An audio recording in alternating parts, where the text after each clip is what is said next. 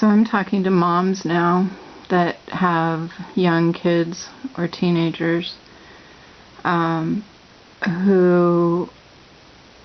you want them to be happy, you want them to have a good life, and you just want everything for them. But you're really obese and you're really sick all the time. And I think that the most important thing I can tell you from my teenager to you is that when I finally lost the weight, he was 18 years old. And he was not living at home at that time. He left in June. I got to my goal weight in October, and he came back in December.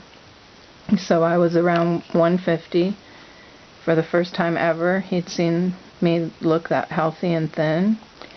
And I'd been thin for a few months now, so I really wasn't expecting such a reaction that I got from him.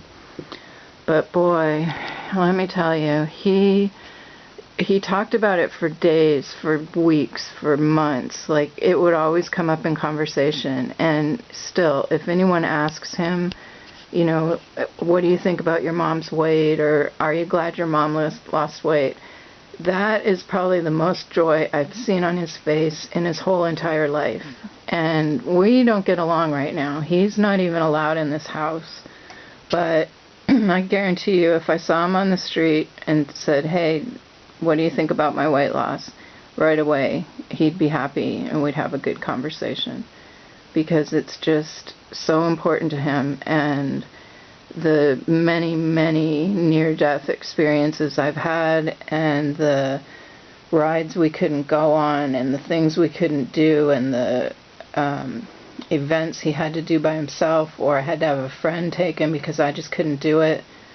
I think those kind of things are what you want to avoid. And the sooner that you become healthy is the sooner that is a memory for your kid, instead of what I deal with right now, which is my son is 20, and whenever we have an argument, there's going to be some point in that argument when he says, and you were so fat and you were so useless. When I needed you, when I was a kid, you couldn't help me because you were so sick.